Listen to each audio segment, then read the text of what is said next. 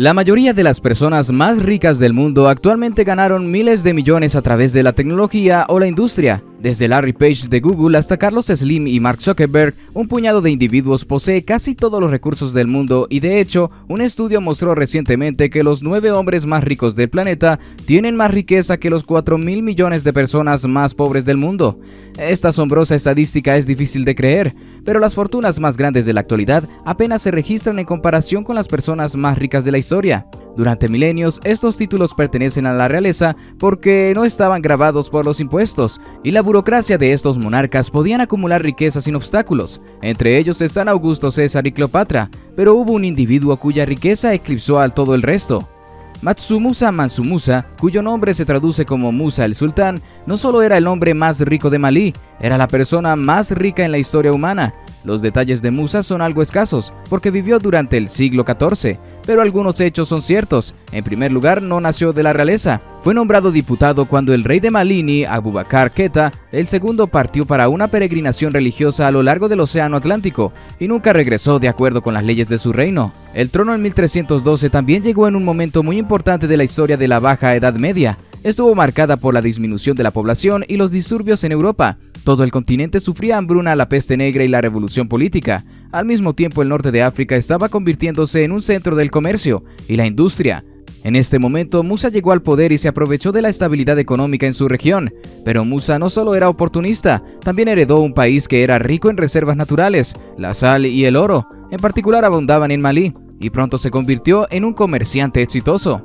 Además de sus deberes magisteriales, negoció su oro con toda África y Asia, y estableció Timbuk. Tuvo como el epicentro del comercio en la región antes de su participación Tombuctú. Apenas se estableció como un asentamiento permanente, pero después de su renovación la ciudad tenía un flujo constante de camellos que pasaban por cada uno cargando con más de 200 libras de sal u oro. Hasta el día de hoy, el comercio de sal es sólido en Tombuctú y aún sirve como centro comercial más de 700 años después.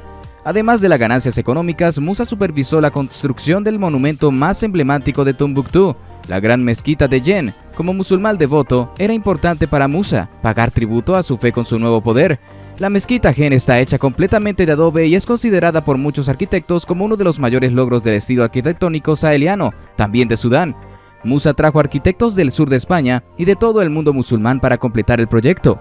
El enorme complejo religioso es un centro cultural de Tombuctú y recientemente fue reconocido como la UNESCO como sitio del patrimonio mundial. Pero más allá de los logros arquitectónicos, el gobierno de Musa vio enormes ganancias diplomáticas. Usando una fuerza mínima expandió el imperio de Malina para incluir la actual Mauritania, Senegal, Gambia, Guinea, Burkina Faso, Mali, Níger, Nigeria y Chad. Esta es una hazaña particularmente épica dado que Musa solo gobernó durante 25 años. En ese tiempo, su imperio se triplicó con creces. Muchos de los territorios se unieron a Malí voluntariamente debido a la calidad de vida relativamente alta que se brinda a sus ciudadanos. Aunque Musa ciertamente no era altruista, la riqueza de su imperio tuvo un efecto positivo en la posición económica de sus súbditos. Pero cuando llegó el momento, Musa no tuvo miedo de usar la fuerza.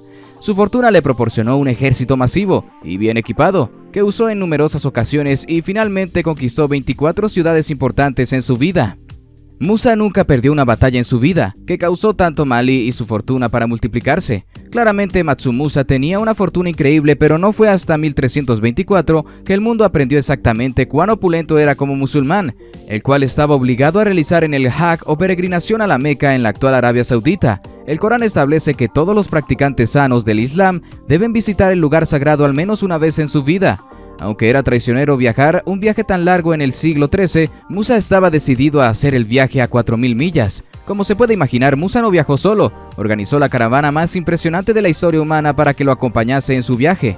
Musa hizo su peregrinaje entre 1324 y 1325. Según se informa, su procesión incluyó a 60.000 hombres, todos vestidos de brocado y seda persa, incluidos 12.000 esclavos, cada uno de los cuales llevaba 4 libras de lingotes de oro, y heraldos vestidos con sedas que portaban bastones de oro, caballos organizados y bolsos manejados. Musa proporcionó todas las necesidades para la procesión, alimentando a toda la compañía de hombres y animales. Esos animales incluyeron 80 animales que a cada uno llevaba 50 a 300 libras de polvo de oro. Musa dio el oro a los pobres que encontró a lo largo de su ruta, y Musa no solo dio a las ciudades que pasó en el camino a la Meca, incluyendo el Cairo y Medina, sino que también intercambió oro por recuerdos que se informó que él construyó una mezquita todos los viernes. Estas cifras han sido corroboradas por testigos oculares que estaban en desacuerdo de su riqueza y generosidad. Para Musa, este fue el viaje de su vida y no escatimó en gastos. Un asistente fue entrevistado más tarde por un historiador malini y afirmó que en cada parada él nos obsequiaría con alimentos raros y dulces. Su equipo inmobiliario fueron llevados a 12.000 esclavas privadas que vestían vestidos de brocado y seda yemení. Se sabe que Musa visitó a los jefes de estado en su viaje, pero la más famosa es que se reunió con Amalik en el vidente del gobernante, el cual era de Egipto. Mientras la caravana de Musa viajaba a través del Cairo, recibió un mensaje urgente de Al-Nasir, que deseaba organizar una reunión entre los dos venerables líderes. Musa se negó afirmando que simplemente estaba de paso por el Cairo de camino a la Meca y que no tenía nada que hacer con el rey. Los historiadores más tarde especularon que Musa dudaba en reunirse con el rey egipcio porque esta reunión implicaría un ritual insultante en el que todos los presentes y se vio obligado a besar los pies del vidente. Por supuesto, esto estaba muy por debajo de la seriedad de Musa, por lo que continuó negándose mientras Al-Nasir enviaba un flujo constante de mensajeros a su caravana. Uno de los mensajeros fue entrevistado más tarde por un historiador. Explicó: continué engatusando, él continuaron poniendo excusas, pero el protocolo del sultán exigía que lo trajera ante la presencia real, así que seguí con Adam hasta que estuvo de acuerdo. El rey egipcio recurrió a las amenazas de llevar a Musa a su cámara real y finalmente accedió dado que no tenía militares para proteger. Él, más allá de los miles de esclavos que asistieron, la reunión se volvió polémica cuando Musa se negó a besar los pies del sultán, y solo se calmó después de que Musa eligió saludar adecuadamente a Asir. Después de inclinarse para besar los pies del Sear, pensó en la luna y los dos reyes se compadecieron. Sobre los desafíos de la vida real y los secretos comerciales intercambiados, su juerga se prolongó durante horas, y al final, Musa se convirtió en un poderoso aliado y socio comercial. Después de esta conversación entre los dos hombres, Al-Nasir ofreció alojamiento a Musa y a todos los que acompañaban, y Musa a su vez dejó una parte de su incomprensible riqueza en Egipto. Aunque el viaje de Musa tenía únicamente fines religiosos, le ofreció ventajas comerciales latentes en áreas donde no solía viajar. Musa repartió oro a lo largo de su viaje como regalo para los pobres y aquellos que lo alojaron, y dio una cantidad muy concentrada durante su estadía en el Cairo. Sin embargo, las generosas acciones de Musa sin darse cuenta devastaron las economías de la región por la que pasó.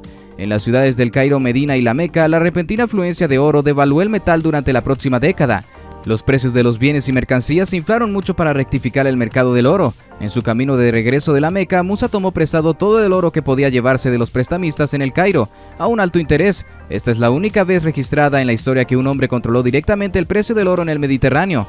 Al llegar a la Meca, Musa se centró singularmente en su fe religiosa y mientras sus asistentes y esclavos continuaron a distribuir su riqueza, pasó semanas en oración y ceremonias formales por toda la ciudad. Esta parte de su vida está marcada por la disciplina más que por el exceso y durante su largo viaje de regreso desde la Meca en 1325, Musa escuchó noticia de que su ejército había recuperado de la ciudad estratégicamente importante de Gao.